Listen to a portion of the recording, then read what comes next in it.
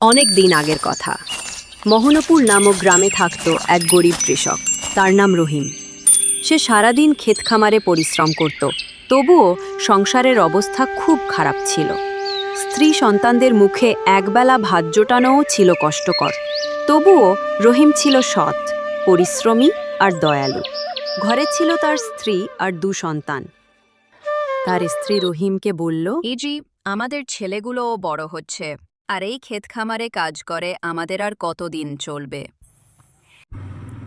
কি করি বলো তো? ক্ষেত খামার ছাড়া আমার কাছে কিছু কাজও নেই। দেখি কি করা যায়। এখন যাই জঙ্গল থেকে কিছু কাঠ নিয়ে আসি। রহিম যাচ্ছিলই।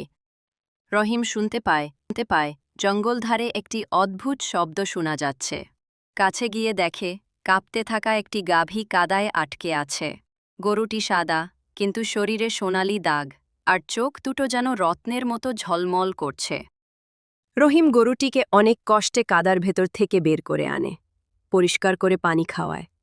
গরুটি যেন কৃতজ্ঞ হয়ে মাথা নিচু করল। রহিম গরুটিকে বাড়ি নিয়ে এলো। তার স্ত্রী অবাক হলেও রহিম বলল, এই গরুটি অসহায় ছিল, তাই আমি বাড়ি নিয়ে এলাম। সেই রাতে আশ্চর্য ঘটনা ঘটল। গরুটি হঠাৎ মানুষের ভাষায় কথা বলল। রহিম, তুমি আমাকে বাঁচিয়েছ।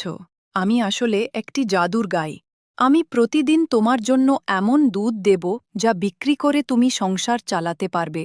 পরদিন ভোরে রহিম যখন গরুটিকে দোহাচ্ছিল, তখন দেখল স্বাভাবিক দুধ নয়, বরং সোনালি রঙের ঘন দুধ বের হচ্ছে।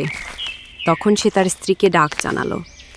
তার স্ত্রী বলল, কি হয়েছে, চেঁচাচ্ছ কেন? দেখেছ, গরুটির দুধ সোনালী বর্ণের। আরে সত্যি, গরুটির দুধ সোনালি বর্ণ। আমরা এই দুধ বিক্রি করে আমাদের পরিবারের দারিদ্রতা দূর করতে পারবো। তুমি ঠিক বলেছ, আজকেই আমি শহরে দুধ নিয়ে যাব। কিছুক্ষণ পরেই রহিম শহরে দুধ নিয়ে যায়।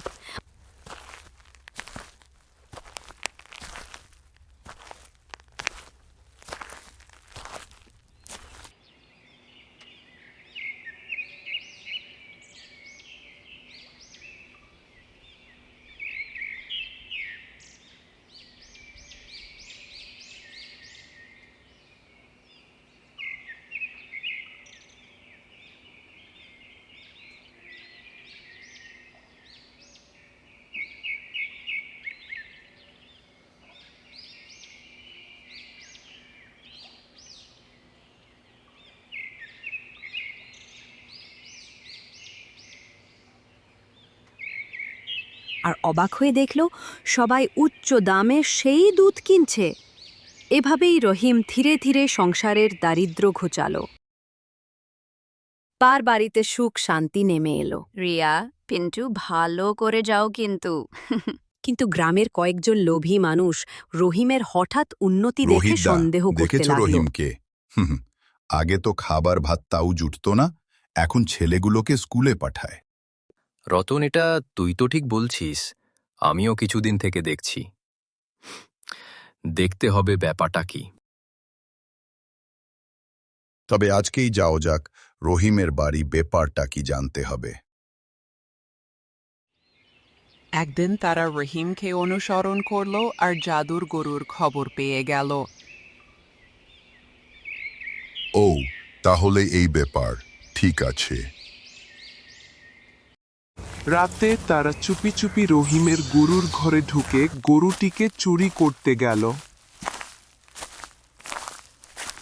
কিন্তু গরুটি তখন এক অদ্ভুত আলো ছড়িয়ে আকাশের দিকে উঠতে শুরু করল। তাদের চোখ ধাঁধিয়ে গেল। এটা কি হচ্ছে? গরুটি উড়তে পারছে কিভাবে? হঠাৎ গরুটি মানুষের ভাষায় বলল, তোমরা লোভ করেছ, তাই আমার আশীর্বাদ পাবে না। এই সব আওয়াজ শুনতে পেয়ে রহিমের ঘুম ভেঙে যায়। রহিম তখন কেঁদে ফেলল। গরুটি তার দিকে তাকিয়ে বলল, গরুটি তার দিকে তাকিয়ে বলল, রহিম, তুমি আমার প্রতি সৎ ছিলে, তাই আমি চলে যাওয়ার আগে তোমাকে শেষ উপহার দেব।